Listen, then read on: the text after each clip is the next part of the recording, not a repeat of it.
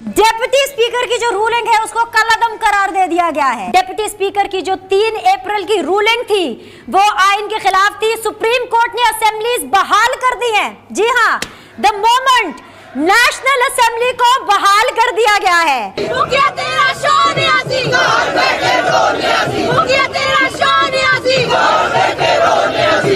और chief justice of Pakistan ने एक बड़ी क्लियर लाइन दी है। उन्होंने कहा कि बादी नजर में ये लगता है कि इमरान खान साहब की जमात के जो डेप्टी स्पीकर हैं कासिम सूरी साहब, उन्होंने जो रूलिंग दी है वो इलीगल है और ये कॉन्स्टिट्यूशनली इसकी ये डिफेंडेबल नहीं है। ये बहुत बड़ा धचका जो है इमरान खान साहब की जमात को लगा।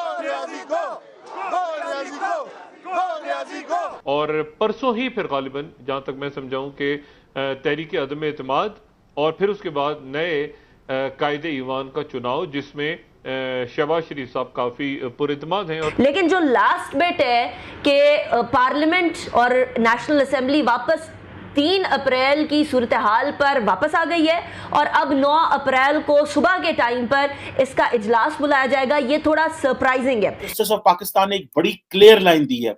उन्होंने कहा कि बादी नजर में ये लगता है कि इमरान खान साहब की जमात के जो डेप्टी स्पीकर हैं कासिम सूरी साहब, उन्होंने जो रूलिंग दी है वो इलीगल है और ये कॉन्स्टिट्यूशनली इसकी ये डिफेंडेबल नहीं है।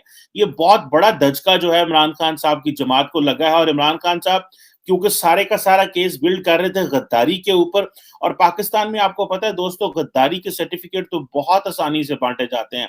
मैं आपको यहाँ पे एक और चीज बता दूं कि सदर पाकिस्तान ने इमरान खान साहब की एडवाइस पे जब असेंबलियां तोड़ दी पाकिस्तान में, तो साथ ही उन्होंने जो इलेक्शन कमीशन को खत लिखा और इलेक्शन कमीशन को कहा कि आप मुल्क के अंदर इलेक्शन करवाएं 90 डेज के अंदर अंदर। तो इलेक्शन कमीशन ने सदर पाकिस्तान को आज जवाब भेज दिया कि वो 90 डेज के अंदर इलेक्शन नहीं करा सकते, हमें कम से कम 4 महीने चाहिए इलेक्शन करवाने के लिए। सो सीधा सीधा इलेक्शन कमीशन ने सदर पाकिस्तान को नो कह के एक और क्राइसिस पैदा कर दिया कि उनके पास इतना वो 90 दिन की जो विंडो जो दे रहे हैं, क्योंकि वो तैयार ही नहीं थे, किसी को पता ही नहीं था कि इलेक्शन जो है वो इस तरह हो सकते हैं या ये चीजें हो सकती हैं।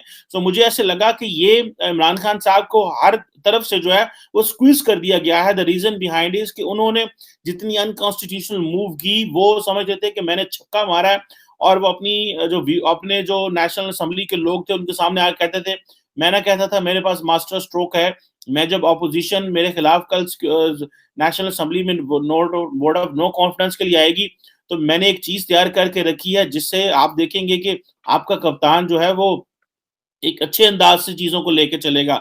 लेकिन वो क्या हुआ कि 5 दिन बाद ही इमरान खान साहब की सारी प्लानिंग बुलडोज होती नजर आ रही है।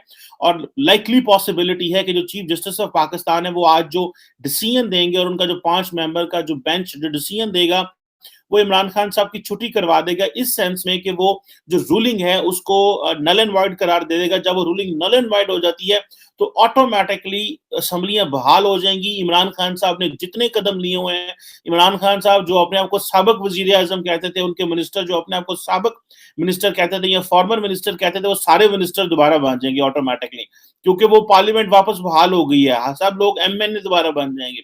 अब ये जो एक मास्टर स्ट्रोक है जो नेशनल असेंबली जारी बात है को प्ले करना है, सुप्रीम कोर्ट जो है उसके सामने हमारे सियासतदानों ने अपने वो क्या कहते हैं अपना गंद ला के रखा, और अमूमन सियासतदान इतना एक दूसरे के ऊपर ट्रस्ट नहीं करते, और हमारे मामला जो है वो इस इनकी नाहली नालायकी और इनकी जो बैड गवर्नेंस की वजह से, बैड पेशेंस की वजह से वो सुप्रीम कोर्ट में जाके डिस्कस होते हैं।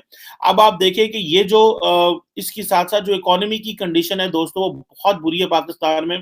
जो डॉलर है वो 190 पे पहुंच चुका है, और उधर आपको पता है कि इमरान खान साहब के दौर में जो पाकिस्तानी पैसा है उसको 42% नीचे गिरा है। 42%, यानी कि आप इमेजिन कर ले कि डॉलर इमरान खान साहब के आने पे 110-12 रुपए का हुआ करता था और आज 190 रुपए का मिल रहा है। तो 42% का ये जो इमरान खान साहब ने झटका लगाया, और इमरान खान साहब इसमें इस सारे प्रोसेस में खुद इसके मुजरम है, क्योंकि इमरान खान साहब ने इस मुल्क में पॉलिटिकल क्राइसिस पैदा किया और पॉलिटिकल क्राइसिस पैदा करने के बाद उसका नुकसान इकोनॉमी को हुआ। 3.5 साल इकोनॉमी को बचाते रहे। पहले IMF प्रोग्राम में नहीं गए, कहते थे मैं अपने आप को फांसी लगा लूंगा, मैं मर जाऊंगा, मैं IMF नहीं जाना जाऊंगा, लेकिन वही हुआ, फिर IMF जाना पड़ा।